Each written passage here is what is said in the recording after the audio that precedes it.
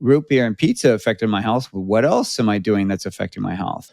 Continuing that path of learning, how does food affect us, and then also more about nutrition as well. You're listening to the Clean Kitchen Podcast with Kyle and Kevin Fitzgerald.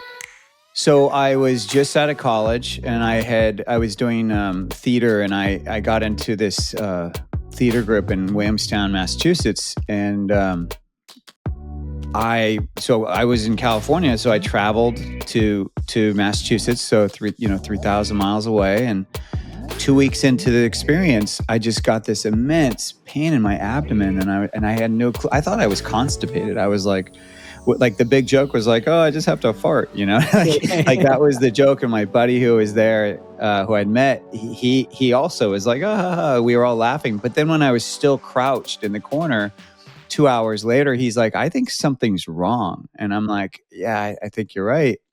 Went to the hospital, totally scared because I didn't have any family there. I'd never been in the hospital really without family at this age. And showed up, and they were like, well, it's either your appendix or it's a kidney stone. And I was like, okay. And I had to call my mom from laying on the gurney and just call her and tell her like, hey, I'm in the hospital. We don't know what's going on yet. And she was just, it was just scary all around. I mean, that's like one of the worst calls a parent wants to hear, right? But I got in there, and luckily it was a kidney stone, and they gave me morphine, which I had never had before, which I literally felt myself float off the gurney. That's how intense that drug is. And then it passed, and it was so painful. And I had been in pain for so long up to that point that I was just adamant of like, I never want this to happen again, ever. What do I do to prevent this? And fortunately, when I asked the doctor, he said, well, what have you been eating and drinking? And it was literally a mind blown moment for me of like, wait, that matters? Because right before I had left school, I was trying to finish I was a double major. I was trying to finish all my tests. I was trying to finish everything 2 weeks before everyone else. And I was eating pizza and drinking root beer. That's it. And so I told him that, and he was like, well, you weren't drinking water? And I said, well, isn't there water in root beer? Right? Like, once again, seems obvious to us, but I guarantee there are people in America that say the same thing. They're like, well, I drink coffee, I drink soda, I drink pop, whatever it is, juice. Isn't there water in that? Like, we don't connect these dots until something happens. And from that day forward, I started carrying water around everywhere I go. So that was, and then of course it continued taking me down that rabbit hole of like, well, if root beer and pizza affected my health, what else am I doing that's affecting my health? And, and just kind of continuing that path of learning, how does food affect us? And then also more about nutrition as well. Mm-hmm. Yeah. So so that was like the beginning of your health journey, basically. Yeah. And then I'd always been interested in cooking. So I just didn't see it as a career. So I was at 7 and I learned how to, scramble an egg, and I was hooked, but I just didn't see it as a career. I mean, back in the day, the only chefs that I knew of were Julia Childs on PBS and The Frugal Gourmet. I mean, otherwise it was like you own a restaurant, you work late nights, and it's crazy, and you don't get paid well. So I was like, I don't want to do that. Of course, now there's a whole celebrity culture around it, and there's so many other things you could do. But back in the day, you just didn't have that awareness. So the kidney stone was definitely a big catalyst. Then it was 9/11. When 9/11 happened, that's when I was like, okay, I need to think about what I'm doing. Why am I on this planet? And what am I here to do? Mm-hmm. Because I just felt like that was a wake up moment of like, something could happen anytime. That was kind of like our generation's Pearl Harbor, really, right? So it's just that moment of like, anything could happen. Life is precious. So how are you going to spend your time here? Mm-hmm. And I audited my life, and I was like, well, what do I love? Like, I was pursuing an acting career, which I really love creativity, and I love taking an idea and materializing it. But I was always using that as a stepping stone to more stuff, because my bigger mission was, I wanted to help people. I just didn't know how, but I wanted to help others.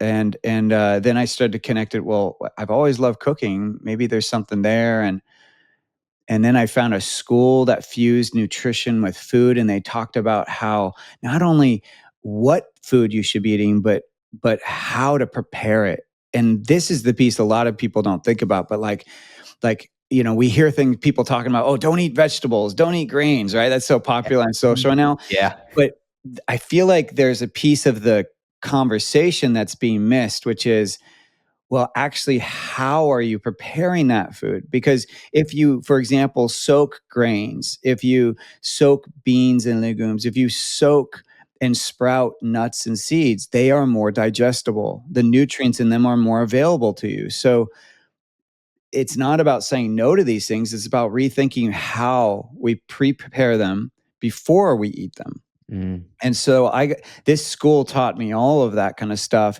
introduced me to Weston A. Price, introduced me to organ meats, eating whole animal. I mean, it was a fantastic school for deep dive into food culture and nutrition. And then that has carried me forward. Yeah, that's amazing. I love that story. I love that you've kind of identified two moments in your history that are really pivotal in who you've become today. And I'm glad you talked about the preparation of food and specifically vegetables, because that is something that I tend to avoid because it feels like it doesn't sit well with me a lot of times. And I've heard similar conversations from other people. So with vegetables specifically, is there a specific way you're supposed to prepare that to make it more digestible or bioavailable? Absolutely. He's basically like a food archaeologist. His name's Dr. Bill Schindler, and he talks about how, when we started eating three things: blood, organs, and fat. That's when our brains started changing, and the Homo sapien body we're in is basically formed. Well, what we sacrificed at that time. So yes, we got a power up of nutrition, which enlarged our brains, enabled us to have conversations, build tools, basically exist in this modern world. That bigger brain meant we had to sacrifice something else because there's only so much energy in your body, and we sacrificed our digestive system. Mm. So whereas we used to be foragers and able to digest all this, these vegetables and grain, what are seeds, anything you found foraging, we were able to process all that food, but now we can't as well because our digestive systems change. So what he points out, though, which I think is so brilliant, is like where we sacrificed our digestive process, gained a new brain, but that brain is able to figure out how to have that digestive process outside of our body. And that's fermentation. That's culturing. That's how we make food more bioavailable. That's how we basically create what would have been happening inside our digestive system outside of our body. And so that's really one of the best ways to eat your vegetables is where they are cultured, for example. It's like pickled in a sense, but you don't want them pickled with vinegar. You want them pickled naturally with, just the bacteria that's found in the air. So salt, basically, you would start with salt water and capture the natural microbes that are in the air, get those. They'll help to pre-digest that vegetable and make it more bioavailable to you. So can you ferment like broccoli or like asparagus or things like that? You can, Never heard of absolutely. that. You can. I mean, it gets very pale green, so it's not as attractive. But Yeah. but so broccoli is another one though. So you don't have to ferment it to get it everything you need. But there's also you could lightly steam it. Mm-hmm. Cook it a little bit, make it softer. Particularly with Crohn's, for example, or even anyone that has digestive issues, a lot of them cannot handle raw vegetables, right? Really, most raw foods they can't handle. So the way you do it is you can cook it, and sometimes you got to cook it really soft initially just to help get it broken down. You've heard us talk about it before, the importance of protein. Good general rule of thumb is try to get 1 gram per pound of high quality protein every single day. Protein powders make it much easier to get the amount of protein you actually need. Problem with that is most protein powders have high levels of lead, pesticides, a bunch of other stuff you don't actually want in your body. And that's why I trust the PW1 whey protein from Peori. Their entire brand is built around the idea of testing everything with full transparency. So you know it's pure because they show you the data. Every batch of Peori, PW1 is third-party tested against more than 200 contaminants and is Clean Label Project certified. Every product has a QR code so that you know you can scan it and view your specific batch test results. PW1 is free from hormones, GMOs, pesticides, soy, gluten, and it delivers 21 grams of protein per serving. Do what I do. Add Peori PW1 whey protein to your routine now. You get an amazing 20% off, or if you choose the already discounted subscription, you get almost a third off the price. It's available when you visit my exclusive URL, peori.com/cleankitchen. Use my promo code CLEANKITCHEN, or you can save 20% off when you make a one-time purchase. Go to Peori, PUORI.com/cleankitchen. Don't wait. Go check it out right now. Peori.com/cleankitchen. But one of the things that that a lot of people don't realize is the microbiome is obviously so important, and we're learning more and more about it every single day. I mean, it's one of those new frontiers where they still don't really understand it, but every year we get new knowledge on it.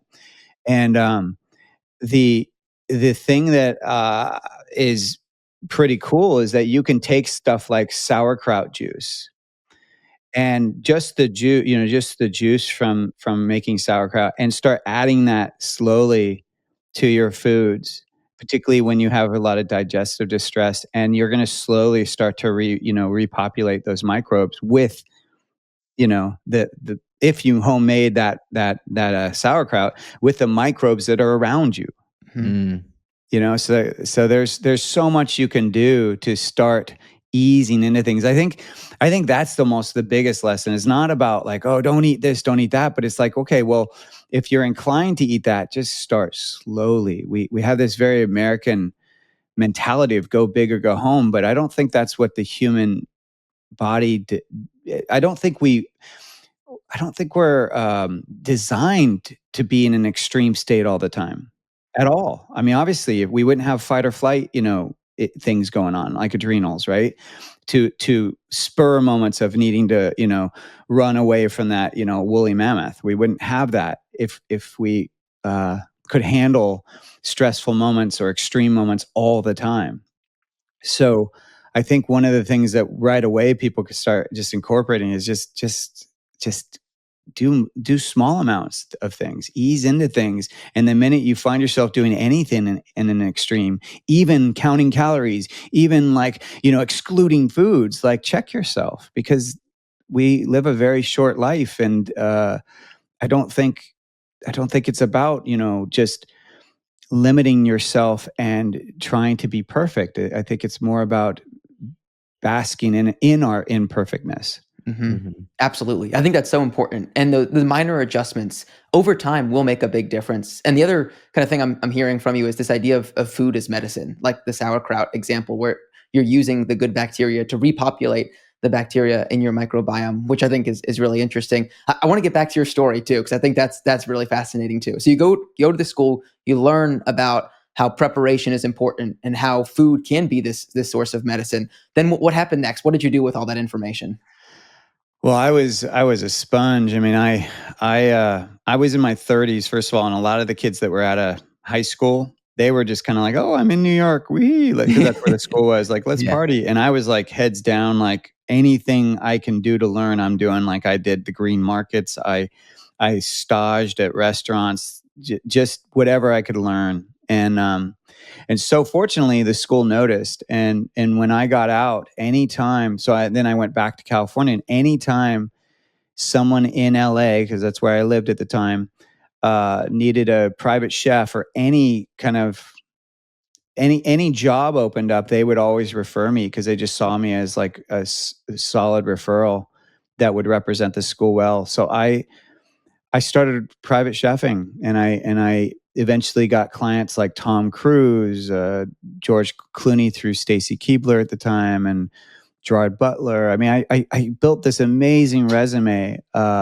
working with some top A-list actors, eventually billionaires, and I've just had this glorious career where I was directly helping individuals.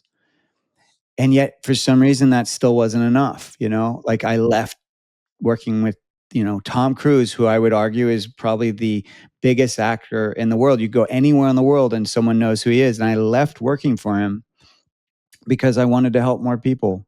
I left to start a meal delivery service in LA because I thought, well, I know how I'm cooking is helping people because I'm getting feedback that, let's say, like for example, like baby weight is just melting off, and I wasn't starving them. I wasn't giving them any supplements. All I was doing was preparing everything from scratch. So all sauces, dressings, all the food was from scratch, prepared properly, pre-soaked, all these different things, and people's weight was just melting off.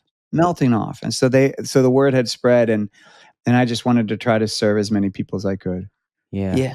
Just by giving them real food. That's really that. I mean, what's so funny? So I've been in this industry now for over 20 years, and that has been my message from day one. And it was not the message back in the day. Yeah. And to a degree, it still isn't. It's getting there, but everyone is always looking for that specific diet or that trend, and they all want to hop on it. But in 20 years, I've seen them all come and go, and the one that I believe is still the foundation is just eat real food. Eat food that is an ingredient versus has ingredients. Don't eat out as much because we can never forget that grocery stores, restaurants, these are businesses. They are not here to for your health. They are here to make money, to basically promote whatever their belief is. And how they do that is they cut corners with ingredients. They may choose ingredients based on their operations. They may choose ingredients based on price.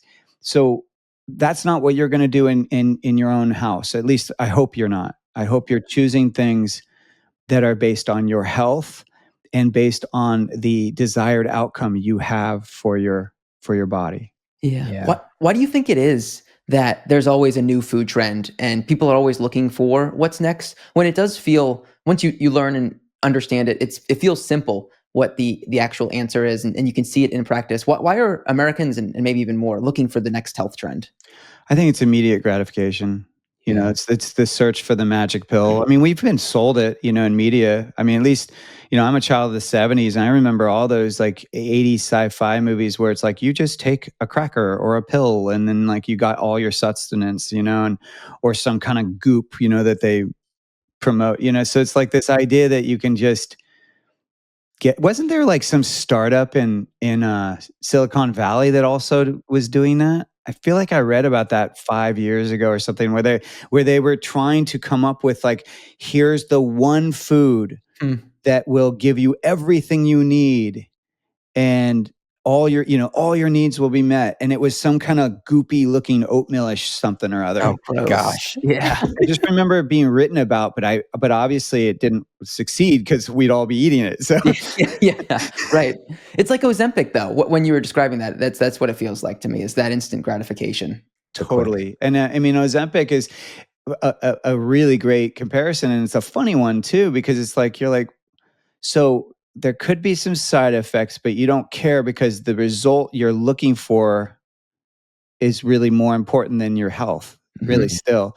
But then of course it has some other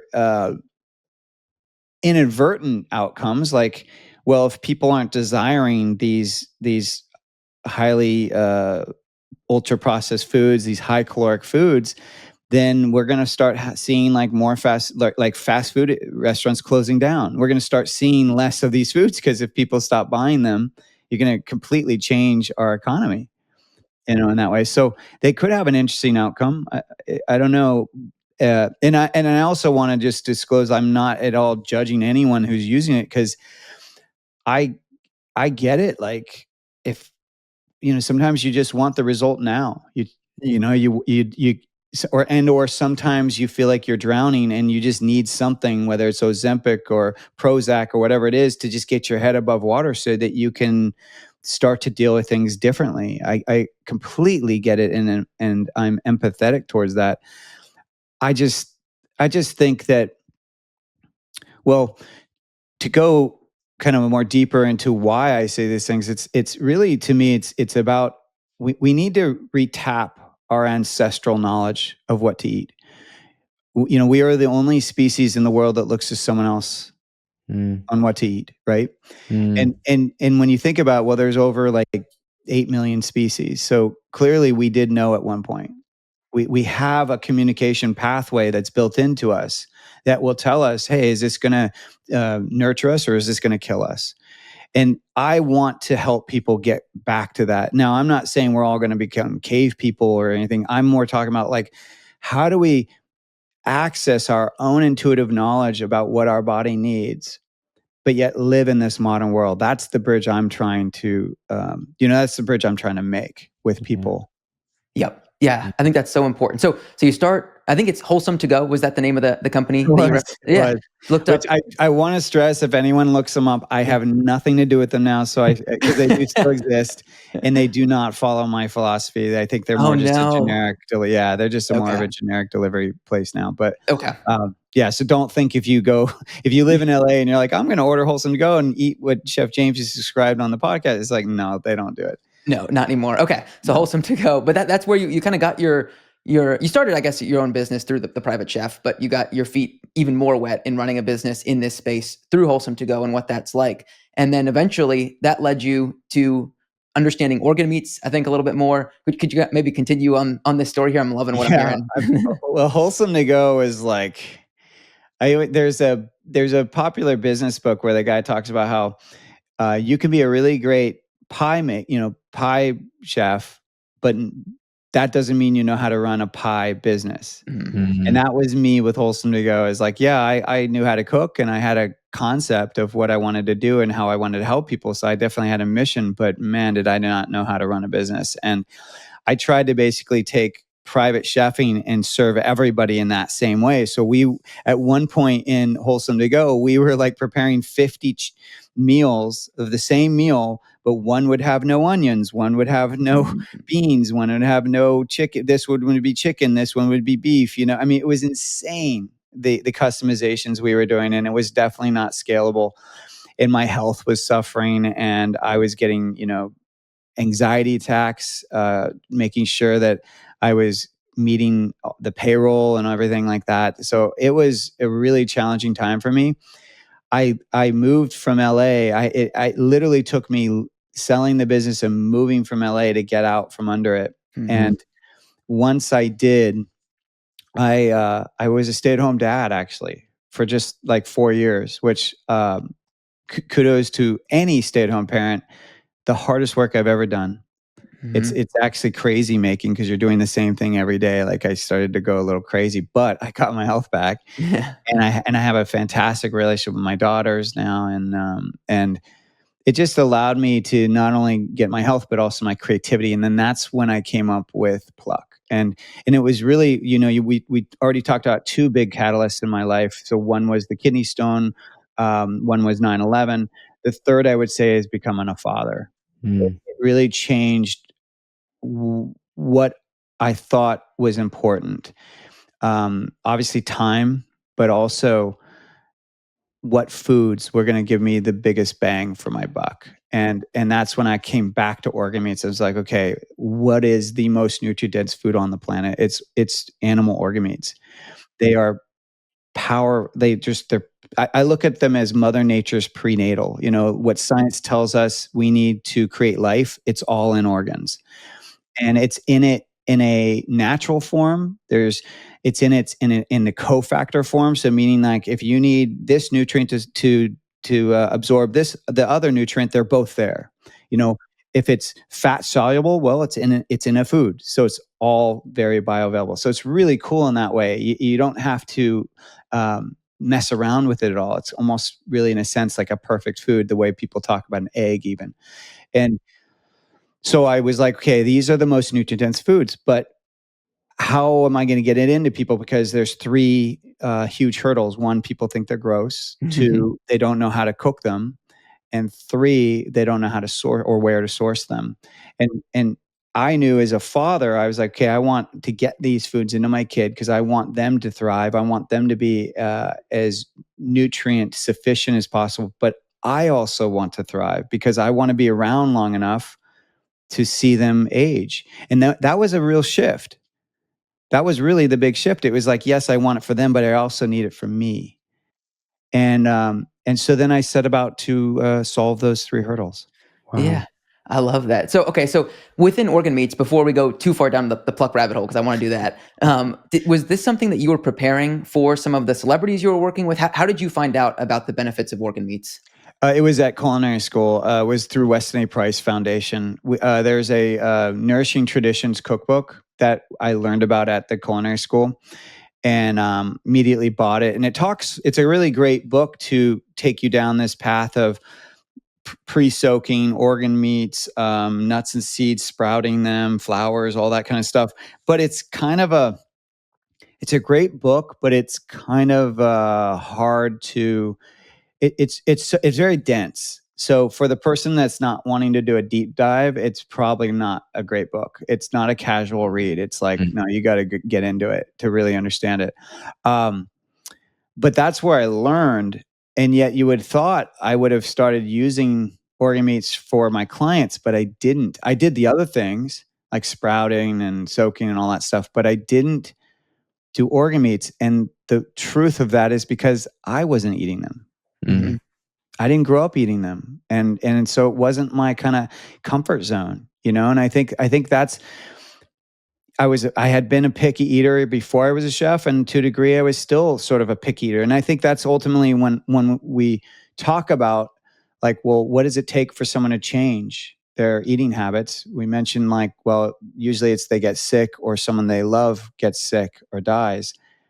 I think it goes the same with just we're all in our comfort zones, and food is a comfort zone. It's like the one place people kind of rubber band back to for their safety. Mm-hmm.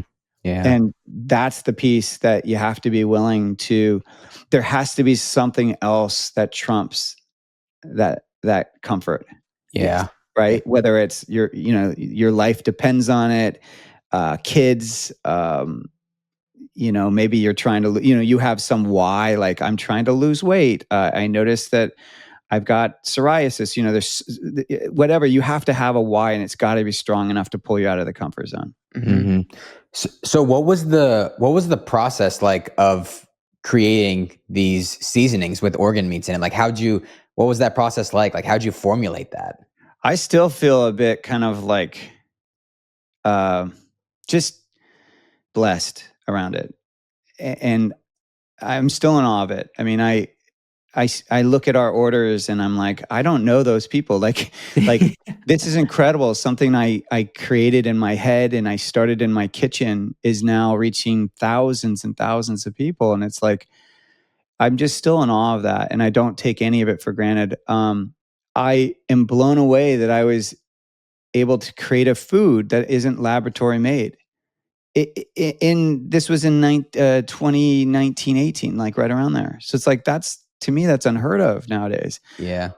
And really, what it is so Pluck is I basically deconstructed pate. That's really what I did. Is I was very aware. I'm like, okay, you can take the organ meats and you can add different vegetables and things and herbs to offset the flavor, but then you make it into pate, and still some people won't eat it. So I was like, well, what if we already have freeze-dried powdered organ meats. They're coming in capsules. And I was like, but I want people to eat it, not swallow it. And it goes back to what I was saying about how I want to reconnect us to our ancestral knowledge of what our body needs. And the only way to do that is to eat your food, use your senses, use your taste buds, like chew it, let the flavors inform your body. The process of eating it informs your body of, is this something I need? Is it something I don't need? And it also tells your body when to stop.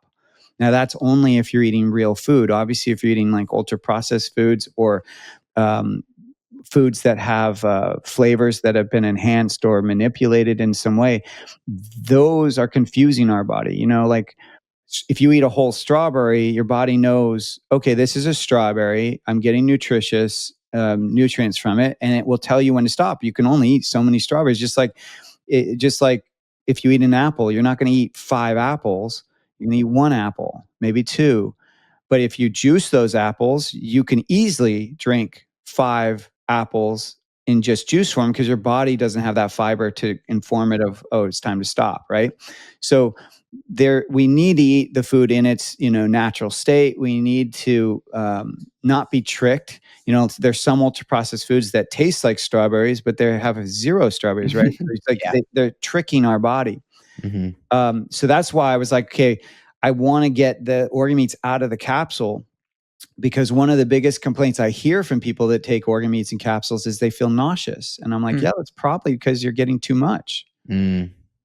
Or your body, there's something going on, but that is a communication that whatever you just did isn't working.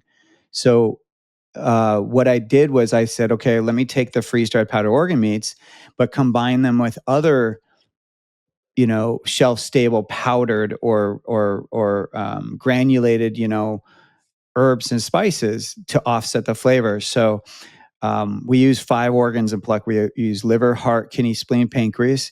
The first ingredient in Pluck is onion, granulated onion, organic granulated onion, which has no flow agents. Like some of the onion powders have flow agents, but granulated onion doesn't. And then the second ingredient is the organ meats. And then we have Redmond real salt. And then we have other spices and herbs like onion and parsley and a little bit of thyme. And I even use lemon peel because lemon kind of just helps to brighten food a little bit. So we have a little lemon peel in there, but it's all just organs, spices, and herbs. And the thing I didn't know when I created it, which I've learned since, which I've just amazed at, is that it doesn't require a new habit, and it makes food taste better. Like you would think, like, well, duh, it's a spice, but no, I mean, it really does. Like the organ meats, the umami in the organ meats, actually, it's a unique flavor. So we have the 4 we learn in school, salty, sweet, bitter, sour, but the 5th is umami. And because they're all unique flavors, the umami brightens the other flavors. So the biggest comment we get is like, oh, this is all I did differently for tonight's dinner was I used Pluck. And tonight my family wanted seconds and they kept complimenting me on the food. So I'm like, awesome. So now we know that if you use Pluck, people will think you are our better chef. Yeah. Yes. Yeah. It's the fastest way to become a professional chef is to use Pluck. Yes. I'm going to use that. I like that better. That's a simpler way to say it. No, it's so cool though, because I think for anyone that's just starting to get into cooking, myself included, when I was cooking for myself for the first time, my food was so bland, and it was because I had no idea how to use seasoning. And so taking something as simple as basically combining everything you need into one powder, plus on top of that adding the organ meats. I think that's like the secret to me, is that you're also incorporating that in there, is just a no-brainer to be able to incorporate into your own cooking routine. And like you said, it's not like you're adding a new supplement. It's not like you're adding a new habit that you have to create. You are just replacing an existing thing that you're already going to be doing with Pluck. So I love that. And my hope too is that when we are dealing with healthy food or any food, what's gonna make it sustainable is it has to have 2 factors, and it can't just have one. It has to have both, but it's got to be easy and it's got to be delicious. If it hits both those markers, we will do it, and we will do it no matter what's going on in our life. And that to me is all that sense checks with me so much, because in all my years of being a chef, that was always what I was looking for, is like, okay, what health modality is actually sustainable? Because if it's just something that I'm going to do for a month, I don't care. I'm not interested. Like, don't even bring stuff to me like that, because we're human, and if it doesn't taste good, but yet it's easy, we'll do it for a month. If it's easy, but doesn't if it tastes good, but then it's hard, we still will only do it for a limited time. And it's just like, it's snake oil. I mean, I think about all those yard sales I've gone to in my life, and I've seen like Suzanne Summers Thigh Master in them. And it's just like, yeah, I remember when that was being bought and was on the TV and on the infomercials, and look at it. No one's using them. It's like, it's snake oil. Yeah. You got to consistently use it. And I will say, Pluck tastes absolutely amazing. And Thank you. I like, was it difficult to, I mean, you said the organ meats, it gives it that umami flavor, but like, I don't taste like an organ meat flavor at all. And I've tried raw liver and things like that before and did not have very good experiences. But with the with Pluck, it's like I can't taste that at all. So was it difficult like finding these seasonings that not cover up, but almost like complement that organ meat Well, flavor? that's where I think my skills as a chef really shined because I didn't. So when you buy a capsule, they're just doing equal amounts of the organs. Like they don't really care how it tastes because it's in a capsule, right? I actually, the blend that we use, I finessed to make sure that it wasn't overpowering. First of all, so that's one thing is that even if you get our pure, which is just the organ meats, there's no salt, no spice herbs, it's still fairly neutral. Like people are always amazed, like this isn't that strong. I'm like, I know. Like it took me some time to do that, but I just followed my kind of chef instincts with it, and I created a very new. It's still got a slightly meaty aftertaste, but it's not strong to your point because I wanted to create. I basically or pluck and the products we create is for people's health, but it's also for people that don't like the taste of these things, but know they need to get them in their diet. Like I am that person. Like I don't eat organs usually otherwise. Like I just use pluck and so I am yeah, I very much finessed these things. And then it was all about, okay, well, because that is one thing a lot of people are always like, I wish you had a blend that didn't have onion, for example. I'm like, well, but onion is what's helping to make it so you'll eat it. Yeah. So Yeah. so I can only do so much. But I do have some I have some things that we might be doing to because one of the biggest comments we get is like, oh, I want there to be even more organ meat in it. And I'm like, okay, I get that you want there to be more organ meat in it, but if I put more in, you won't eat it. So how do I put more in without changing that factor of that it tastes so good and it's helping people get those nutritions without the ick taste, right? Um, I have some thoughts on how I might be doing that, but we're constantly trying to see like how much more can we get in, and it's all about really the whole animal, and it does go back in a sense to that ancestral kind of eating, because if you think about it, if back in the day, if our tribe, certain members of the tribe left to go hunt, and they brought back an animal, we did not waste any part of that animal. Like our lives depended on every part of that animal. So this idea that we are only like the way it's being promoted on socials now of like just eat ribeye and a little bit of liver. It's like in what reality would we ever just eat ribeye and liver when there's all the other parts of the animal? And if anything, every part is giving us something that we're missing in our day-to-day food because our food is either so depleted due to the soils or due to the chemicals or the environment, whatever it is.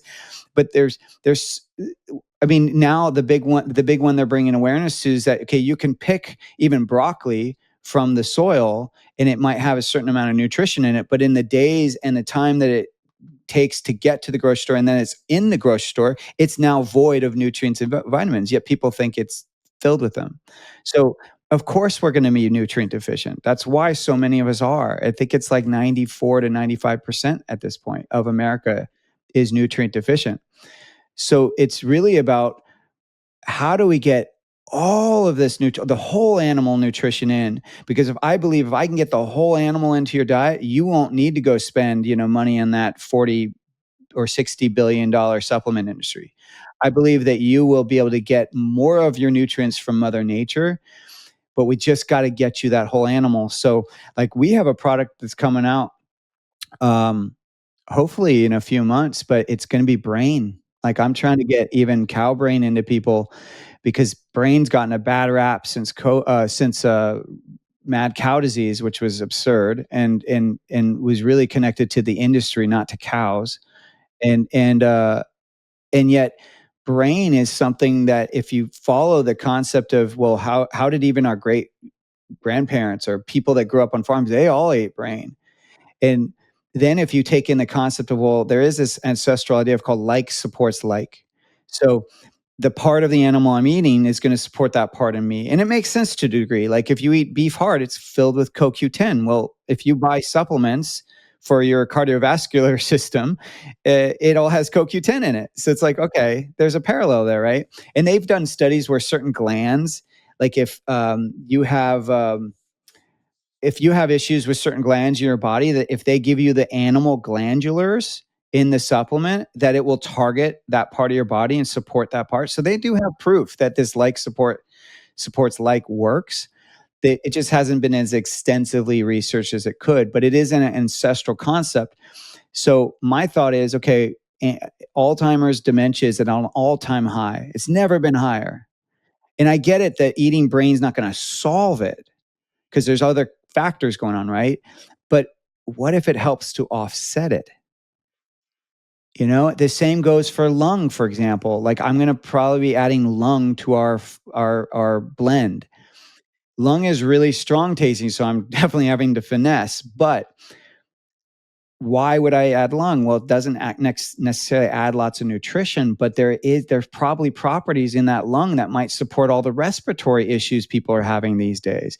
In fact, I was at a conference and a friend of mine, she had said, "Oh, my son has this respiratory thing. He's had it for months and it won't go away. We've tried all the different supplements and health modalities, and it's just not working." I said, "Well, have you tried just doing some lung?"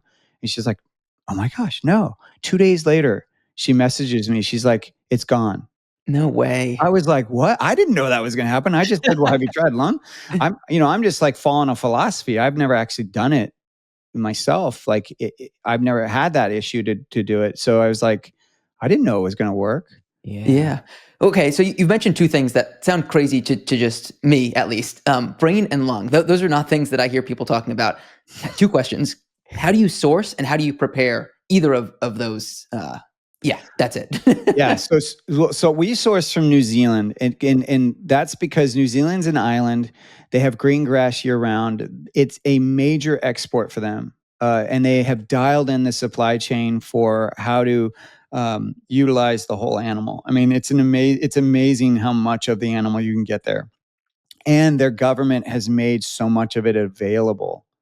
Here in the US, you can't retail brain. Like Yeah. it's on the list of you cannot sell it. So so so we have regulations here that are not necessarily designed for our health. They're they're designed off of, similar to the way we were talking about health diet trends and all that stuff. I think a lot of the regulations around food are built around either, some business trying to capitalize off of it, or around trends, like, oh, well, there was mad cow disease, so that must mean that brain's bad. Or, oh, raw milk. There were kids getting, sick from milk on the East Coast a long time ago. So that must mean we have to pasteurize all milk. It's like, no, no, no, no. That was, in most cases, more so than not, if you actually do the deeping, um, or the deep digging, I should say, it's usually industry. It's a product of the industry and them trying to manipulate nature that then messes up the food, but then we blame the food. We don't blame the practice or the operations or the humans. Hmm. Yeah. Leaving like just the raw milk example, like we need food in their most natural state to get all of the beneficial nutrients and enzymes and cofactors and everything you're talking about. So, Well, and there's been some small studies where, like, so even milk that has, let's just say it does have something wrong with it. They've done studies where it's like, so when you pasteurize milk, it doesn't mean you those things disappear; they just die, right? And they're all at the bottom, and you're just drinking them all in their dead form. But they've done studies where if you have raw milk and you introduce certain things to it, that if you introduce it to pasteurized milk, it would flourish. But if you introduce it to raw milk, it will actually the living parts of the raw milk will actually kill it.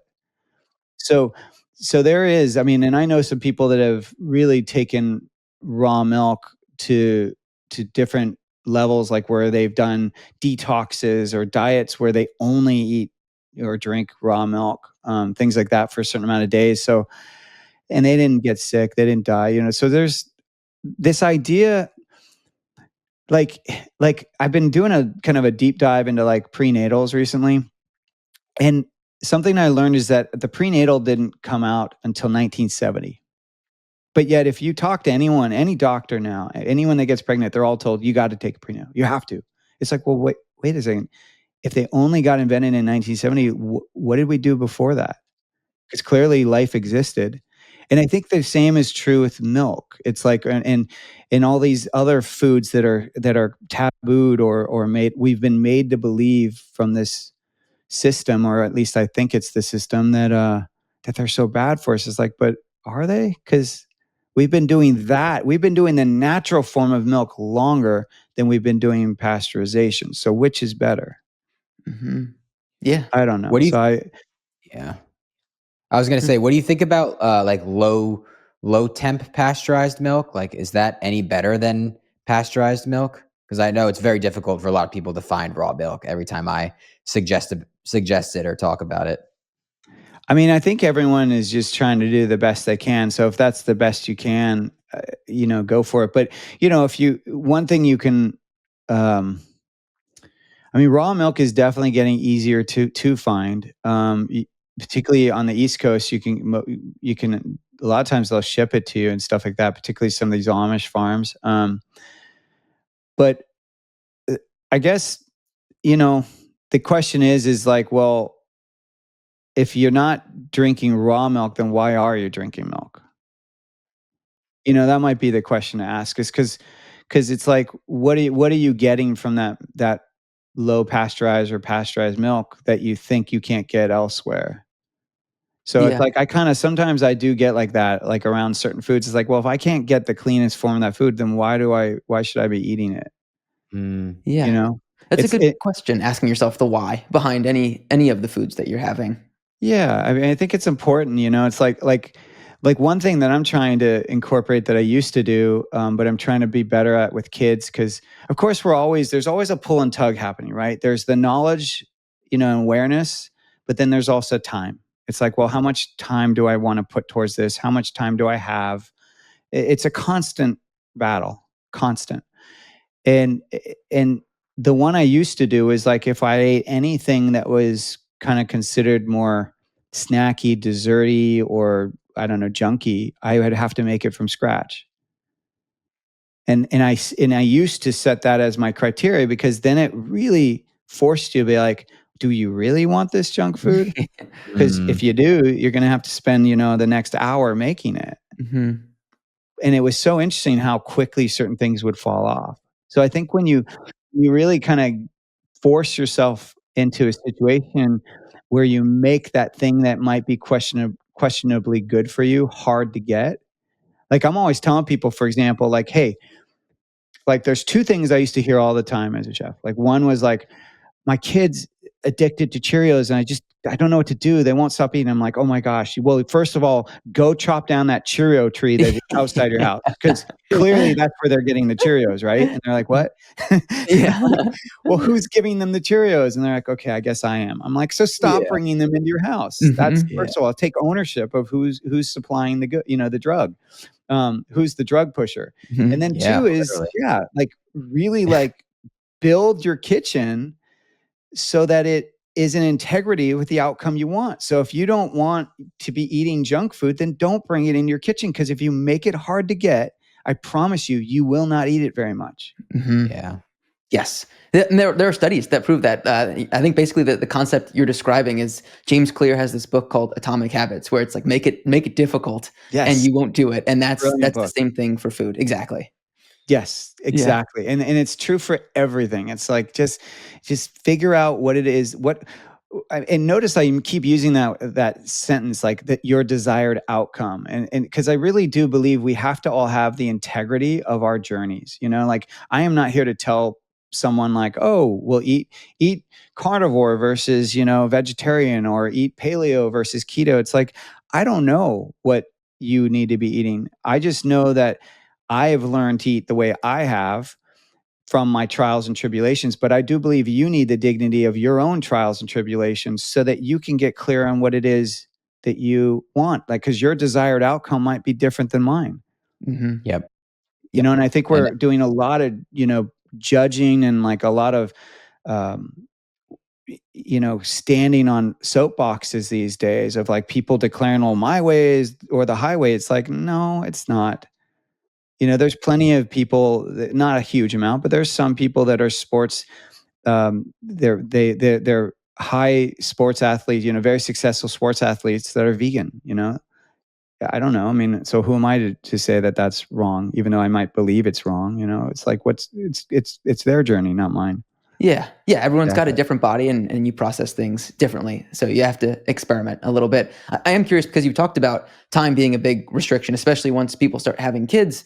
What are some nutrient dense meals that you like to make when you are on a time budget? Well, I love doing stir fries. I mean, I think that those are just so fast, and I really like to look at. I look at the food less as a recipe and more as a formula. So I think about, well, what is it that I want from this meal? So usually for me, it's like I want some animal protein, and I've even in the past gotten I eat too much. You know what I mean? Like, so I'm even learning to like pull back on how much protein I eat and not be so carnivorous. But I'll usually figure out, okay, what's the animal protein. I like a trick with animal protein to be able to cook it really fast is you can freeze it first, or have it slightly defrosted and then thinly slice it, because mm, you need it to be slightly frozen to cut it real thin. But then if you saute it, it just cooks up so fast. The other thing that I always advise people when cooking meat is you don't just throw tons of seasonings on it, because what happens when you put it in the pan or on a grill or under the in the oven under the roaster, it burns, right? And so that's a mistake a lot of people make, is like spices burn very quickly. So even with Pluck, I'm always telling people like the best way to use Pluck, where you're accessing the most flavor and the most nutrition, is as a finishing salt. So the meal's already cooked and sprinkle it over, and that's mostly just because heat's going to destroy nutrients. So just be aware of that. It always does. Like, that's true. Even like raw meat is more nutritious than cooked meat. It's just a fact, right? So that's one thing. But and then I pick, what is the vegetable that goes with it? What's the theme? If it's Asian, I usually pick more Asian vegetables. If it's Italian, maybe more zucchinis. I switch it up, and then I choose the fat accordingly, as well, based on what's the genre of the food. So, like, if it's I use probably the three fats I use the most are olive oil, which I don't necessarily cook with. I just pour it on afterwards. Extra virgin olive oil. I use ghee a lot. Ghee is clarified butter. It's been around for over 5,000 years. It's so therapeutic, and it has none of the if it's done well, it has none of the milk dairy. So even sometimes people that have dairy intolerances can use it. It's just the milk fat, and really clean fat. It doesn't burn the way butter would. And then the third I would say is some kind of animal fat. So sometimes it's tallow, sometimes it's lard. Um, but all those are the three I probably use the most. and gotcha. uh, and then I just saute it. I just kind of go fast, and then any time that I can pre. Now there's some camps of people that are not fans of leftovers. They believe there's more histamines in the meats, and there's just a belief that they don't want to do leftovers. So I understand that. So that's why I think about, well, how can I prep the food? Maybe how can I pre-prep it? So maybe you've pre-cut certain things. Like I said, with the meat, maybe freeze it and then thinly slice it so it cooks faster. Um, but I'm always looking for the simplest way and the simplest but most nutritious way to feed my body and soul, basically. Hmm. Yeah. The freezing and thinly slicing, I've never tried that before. I'm gonna do that. It's really good. So here's a couple tips for making your food just like bomb, like bomb in a good way, like Yeah. just explode with flavor. So one would be is just do lemon zest over it after it's finished. Just put a little bit of lemon zest on it. It just makes it pop. It's so good. The other would be compounded butter. So let's say you're making a steak. One of the best steaks, in my opinion, is you only put a little bit of salt on it. You get that nice sear on it. You still leave it very, like, I like it pretty medium rare, like, because that's going to be so so much better for you. But then you have a compounded butter. So you take butter, you leave it at room temperature, and then you add. I usually just add Pluck, so I'll take like original or zesty garlic Pluck. I'll add enough to it where it's now just saturated in the butter. Then I wrap it in some kind of nonstick wrap, like wax paper, something like that, and I remold it in the refrigerator. And so then I'm just cutting a slab of that off and I'm letting that melt on my steak after it's been cooked. And then the Pluck and the butter just kind of cover the steak. It is seriously, I challenge anyone to try it and to tell me it's not their favorite best steak they've ever tried. It's an amazing, and you can do it with any meat. You could do it with chicken, you could do it with pork, lamb, whatever. But it's such a beautiful way to eat food because, like I said, you're maximizing the flavor. Nothing's burnt. Because if you think about it, when you see meat come off that grill or off your pan and it's black, that is not only carcinogenic. So not only is that worse for you, but it also, what happens to food when it burns? It gets bitter. So that's why we have to add so much sugar to things, right? Because Yeah. we're trying to offset all the bitterness. So I'm always just telling people, it's like not only for your health, but for your palate. Like, don't do that. Let the flavor come once you've plated, and your body will just, it will be like a party every time you eat because it's just going to be so flavorful. Yeah. Yeah.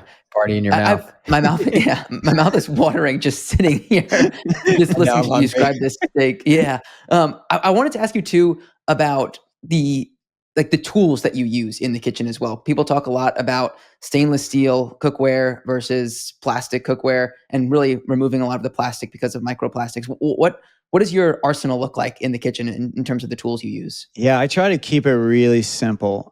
Yes, so pans are.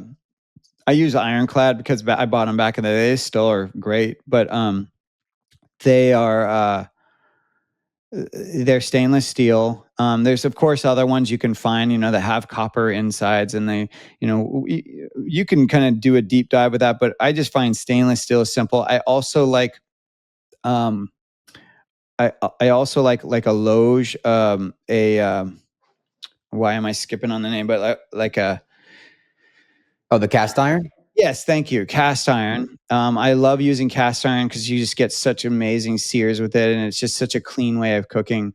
The only issue is if you're high, you have a lot of iron in your blood, you got to be careful because you do get leached iron. And then those are pretty much it in terms of the pans I use. I don't use any kind of those trending, like coated pans. I personally just don't. I just don't trust a lot of it. I mean, they sell us stuff all the time, and then 10 years later we learn like, oh, an entire town is dead because of this factory that they're using this from. So I just don't trust it. Um, and then for utensils, yes, and I use tongs a lot, like a really good pair of tongs, but I do not use the ones with those kind of like plastic ends. It's all metal. And then I do use wood. The thing you have to be careful about wood though is just that you gotta make sure that it doesn't stay wet too long because it can get moldy or it can get stained. So it's like, but I would say, yeah, stainless steel or any kind of metal that's not aluminum when you're cooking with it. I Yeah, and wood. I guess I do have a couple of those spatulas that are flexible, but I just make sure when I buy them that it's the high heat ones. Um, because the cheap ones, if it doesn't say on that spatula what the temp is, I wouldn't buy it. That probably means it's cheap, and I do those because it really does help you kind of like, you need something flexible to really scrape the whole. bowl or whatever it is that you're doing. I just find that it really is necessary. And then in terms of like appliances, I keep it pretty simple. I mean, I've gotten some free stuff over the years. And so I do find like, oh, I use it because it's free. But the truth is, like, if I had to buy it, well, when I did buy originally, when I first got at culinary school, it was a really good blender, and that's whatever brand you want to find at this point. I I would say a food processor, a good appropriate size food processor.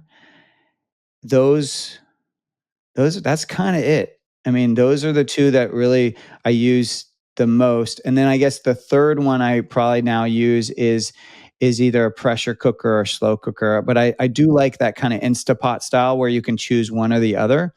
And that's mostly because one of the biggest tools that is probably underutilized by most, but that is the once again, like going back to that idea of like the most bang for your buck, like is meal planning. A lot of people undermine it, and it's like it will not only save you with your budget, but it will save you with your time. And when I meal plan, I think about I don't just pull it out of like, oh, what do I feel like eating this week? I look at my schedule for the week and I build the meal plan around my schedule. So if I have a day where I'm like, on calls all the way up to let's say 5, and I'm only going to have 30 minutes to make dinner, that is a slow cooker, pressure cooker day. So I put everything in the morning before I start work, and it's ready to go when I get out.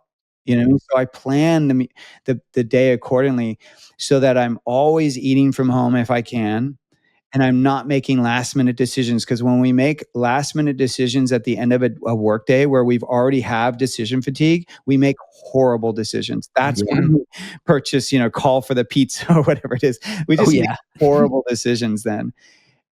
So I really try to maximize my time and my frame of mind, with meal planning. Mhm. Yeah. What do you think about air fryers? Yeah, those are definitely the trending one. Yeah. It's funny, I left that one off because I did get one for free, but I didn't mention it because I use it and I like it. But I would never have bought it. Yeah. Yeah. Never. Not I get it why necessarily. people are doing it because it's a healthier way to fry something. It's something previously you mostly had to go out to eat to get that. So what we're chasing when we gravitate towards fried food is that crunch, right? The fat and the crunch. It's really fat. It's fat and crunch. So I get it why we want to recreate that, but to me it just goes back to why are you needing that? It's probably because you're not getting enough fat in your diet. Like it's the same thing if you find that you always have a sweet tooth, it's probably because you're not getting enough fat in your diet.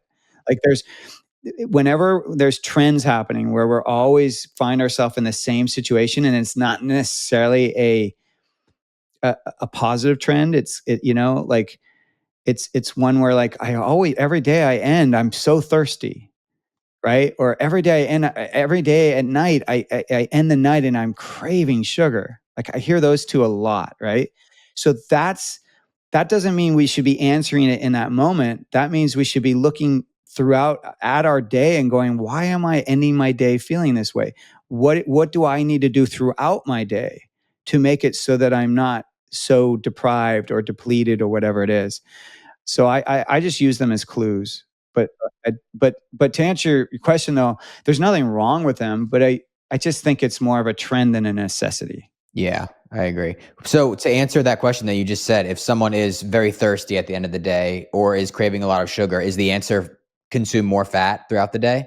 For the sugar, it's usually fat. Now, as I'm not the nutritionist, I don't want to Yeah. necessarily put out, incorrect information. But in my 20 years, yeah, that is usually what we find it to be is that they're not eating enough fat, and ideally we want to look at good fats, right? And then with the water, actually, yes, it's probably that they're not drinking enough, but also sometimes let's say if it is that rare person is like, oh, I'm drinking lots of water and yet I still feel so thirsty, that could be a sign that they're not absorbing that water, that they need more electrolytes to help with the Mm. absorption. Yeah. What do you recommend for electrolytes? Because there's a lot of brands out there. Or do you recommend just putting Redmond salt in your water? Well, I'm Oh gosh, this is a tough one because I don't want to disparage Redmonds, but I am starting to think about moving away from them. Hmm. Um, Why?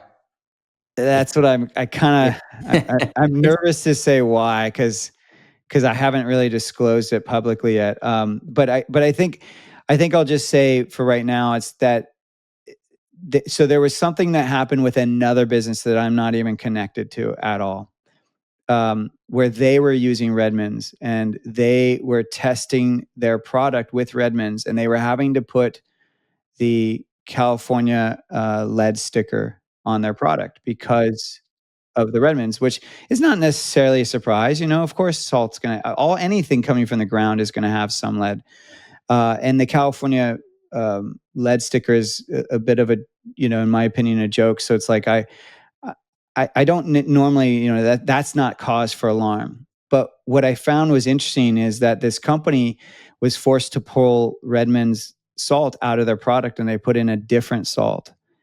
And then when they tested, they no longer had to put that California sticker on them. And so when I heard that, I was like, okay, this was a clear example of like, then maybe Redmond's does have more lead than other salts. You know, maybe I'm not declaring that, and I'm not trying to bash Redmonds.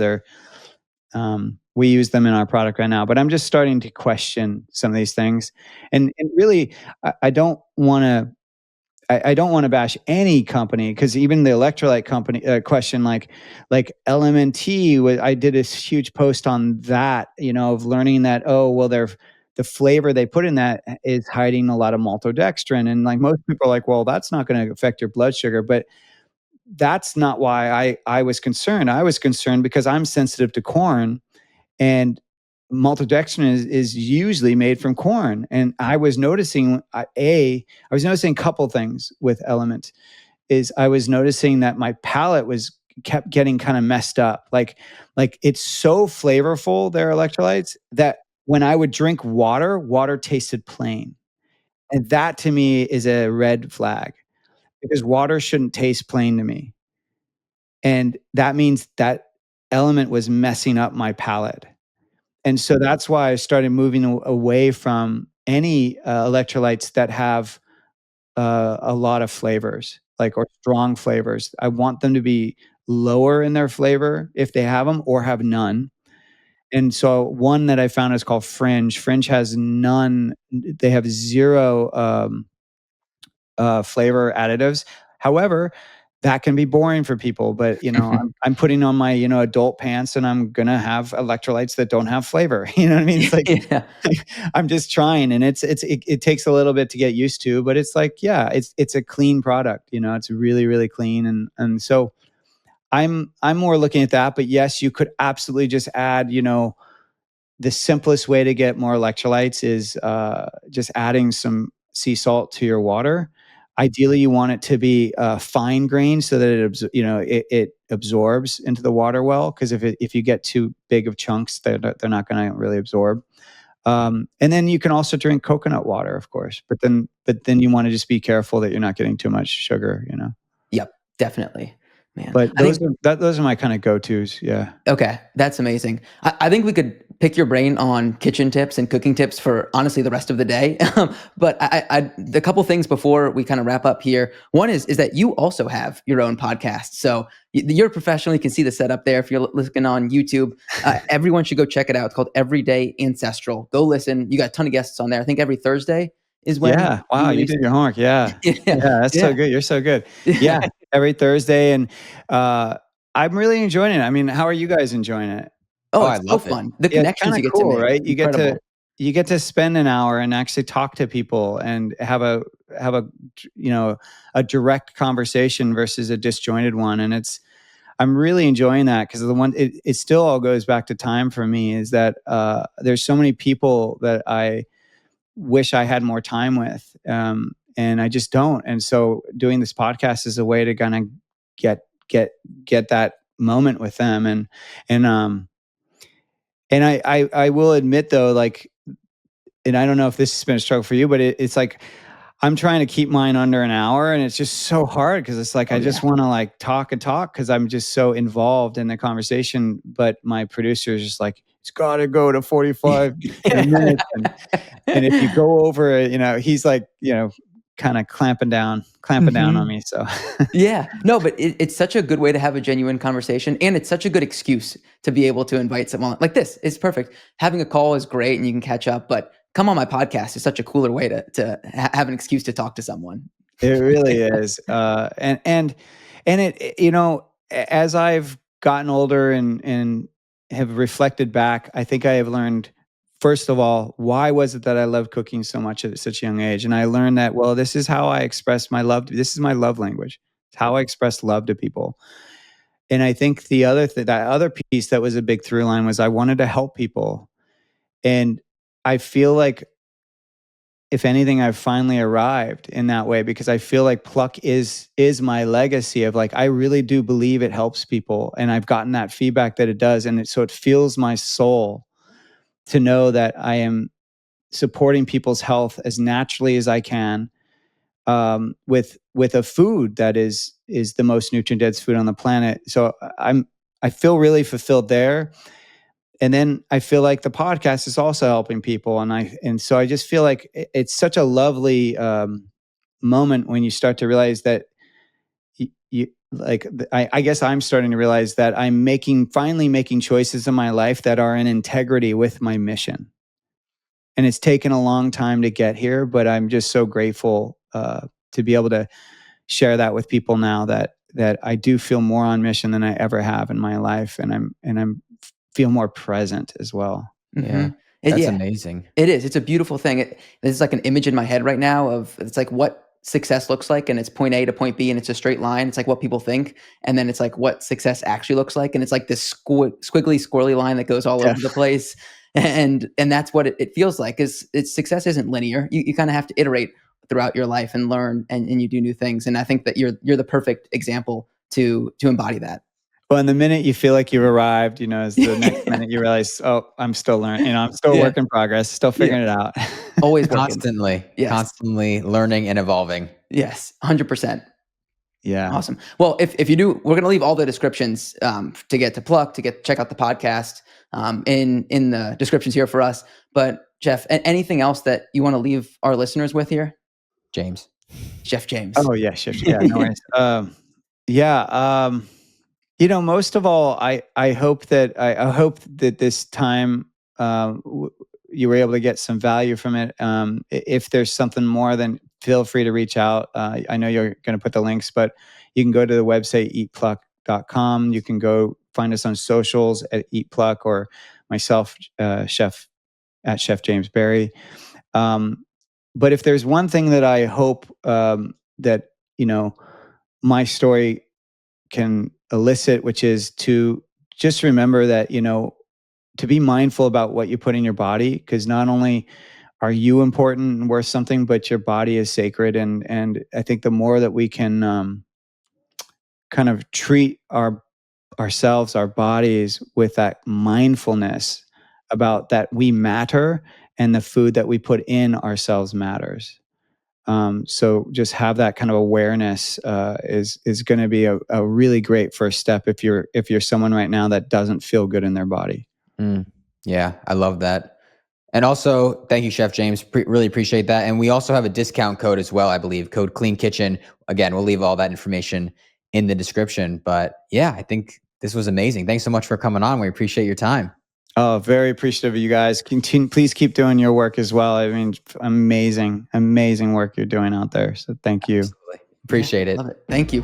The Clean Kitchen podcast is for general informational purposes only and does not constitute the practice of medicine, nursing, or other professional healthcare services, including the giving of medical advice, and no doctor-patient relationship is formed. The content of this podcast is not intended to be a substitute for professional medical advice, diagnosis, or treatment. Users should not disregard or delay in obtaining medical advice for any medical condition they may have, and should seek the assistance of their healthcare professionals for any such conditions. As always, talk to your doctor or health team first.